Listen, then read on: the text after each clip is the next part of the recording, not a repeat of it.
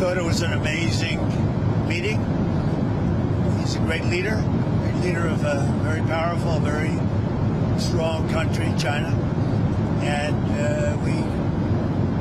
what can I say? We have, it was an outstanding group of decisions, I think, that was made. A lot of decisions were made, too. There wasn't too much left out there. And we've come to conclusion on many very important points, and we'll be handing that to you in a little while. We're having, because there was a lot of different things, many of them very important.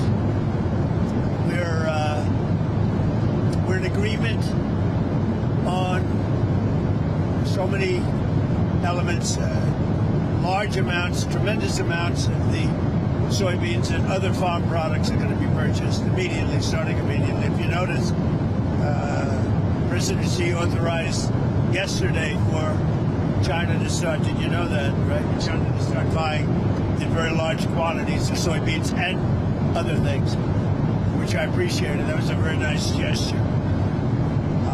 And many other things like that. On fentanyl, we agreed that he was going to work very hard to stop the flow.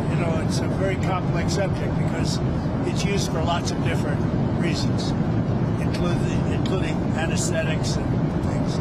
But he's going to work very hard on it, precursors, and I think you're going to see some real action taken. I've agreed, as you know, I put a 20% tariff on China because of the fentanyl coming in, which is it's a big tariff. And based on his statements today, I reduced it by 10%, so it's 10% instead of 20% effective immediately. I believe he's going to work very hard to stop the death that's coming in. But again, it's complex because of what fentanyl is, what the precursors do. So I think you're going to see a big difference.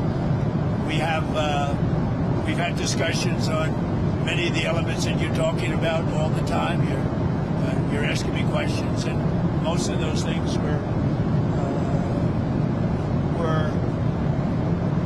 I think agreed to for the most part. I think we agreed to almost everything in a very acceptable form. I wouldn't say everything was discussed because there were things that probably, in retrospect, we could have discussed that we didn't, for some reason, didn't come up. But if you have any questions, let me know. Go ahead. What about chips, sir? Did he agree? Did you agree to sell any more down chips? We did discuss chips, and they're going to be talking to NVIDIA and others about taking chips. Look, we make great chips. NVIDIA is the leader.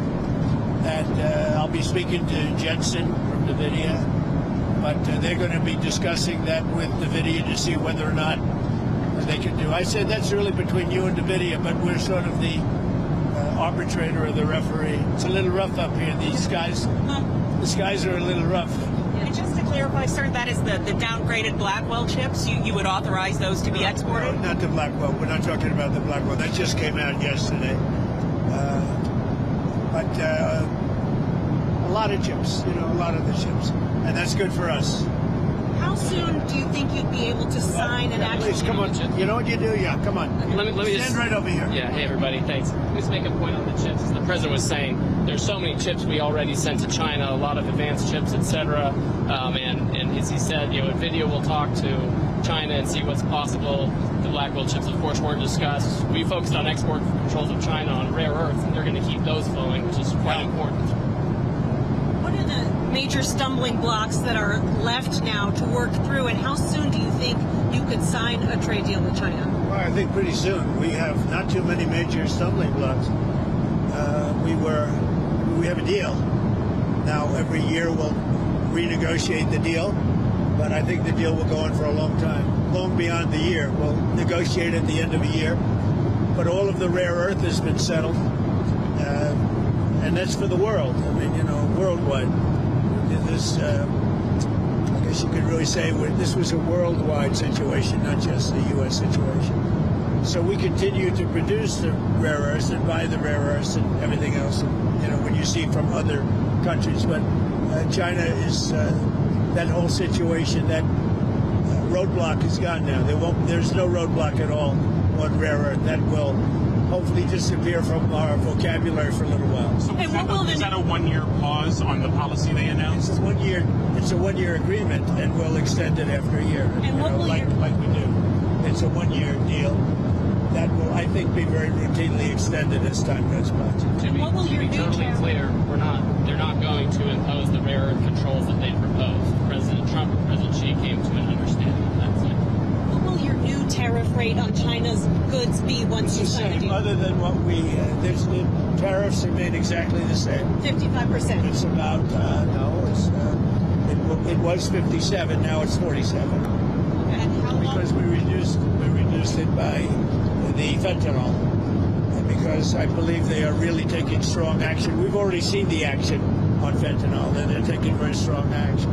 So we reduced to 10%. So that November date is gone when it was going to go up again. Yeah. Okay. That's right. So That's all. on fentanyl, they've agreed there are a variety of precursors.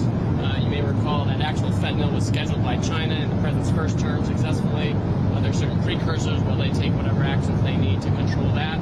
If they can control rare earths, we know they can control the precursors. And President Xi, I think, was very strong in saying he was going to enforce those laws internally. And of course, we'll watch that, and we'll He's work going to with be them. very strong in enforcing the fentanyl, everything having to do with fentanyl and regulations internally, including taking very strong measures against those that don't obey. And a variety of other tariffs still remain. Section 301 tariffs from the original, a variety of Section 232 tariffs.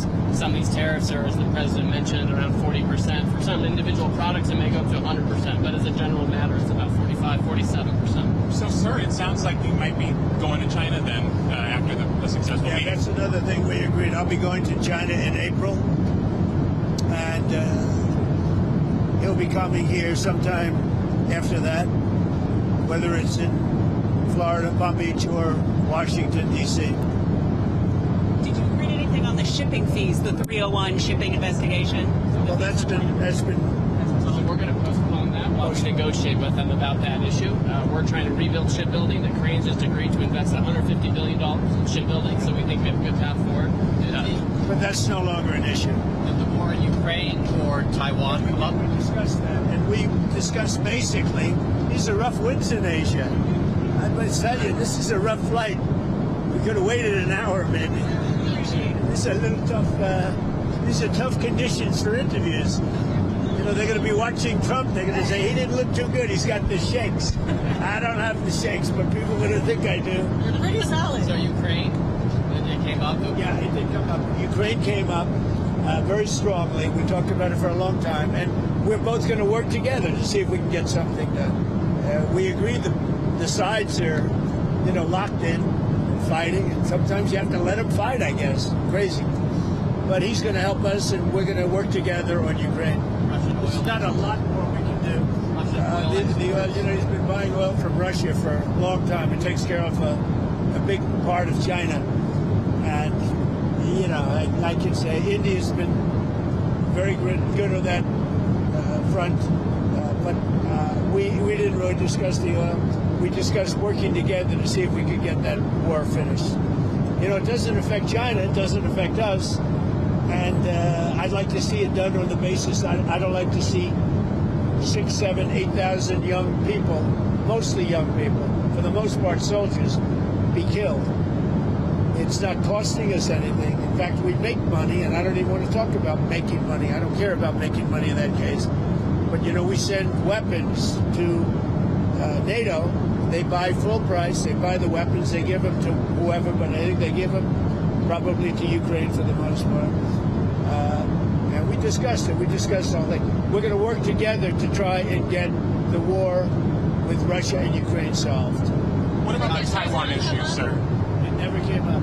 Taiwan never came up. It's not discussed, actually. What else didn't come up that you thought might come up?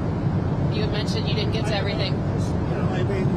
We had a long meeting, as you know, but a lot of things we discussed in great detail. A lot of things we brought to finalization. A lot of finalization. I thought it was a great meeting. I think it was a very friendly meeting. It was a good meeting for two very large, powerful countries. And that's the way we should get along with large, powerful. Why did you write your Truth Social about nuclear testing? What What about resuming nuclear testing? What prompted you to do that right before the meeting? It had to do with others. They seem to all be nuclear testing. Russia? We have more nuclear weapons than anybody. We don't do testing. You know, we've halted it many years ago. But with others doing testing, I think it's appropriate that we do also. Any details around the testing, sir? Like where, when? It'll be announced. You know, we have test sites. It'll be announced. Did Israel give you a heads up before they bombed Gaza? And is it still a ceasefire if they're it's a stopping? ceasefire. It is. No, they had a sniper, and one of their soldiers were killed, and they did retribution. So we'll see. But yeah, it is a ceasefire. It's back to ceasefire. But is that What is the thinking behind reducing troops in Romania, the drawdown of U.S. troops in Romania? You have to ask. I mean, I can tell you about it, but it's not very significant. It's not a big deal. On nuclear weapons, sir, which countries do you have in mind when you say you want to send a signal? What a rough ride this is. The interviews are tough enough without your life being threatened. You guys okay? Yes, sir. Thank you. That camera guy's very steady. We're going to look real bad today on television, I'll tell you. I think that, it's pretty much, I think we've discussed mostly what we said, pretty comprehensive. We're going to issue a statement on some of the details. But overall, I guess on the scale of from 0 to 10, with 10 being the best, I would say the meeting was a 12. Okay, I think it was a 12. I think very importantly, just the whole relationship is very, very important. And I think it was really good. Well, especially coming on the heels of the successful trip. We're in Malaysia. You signed a peace deal for Cambodia and Thailand.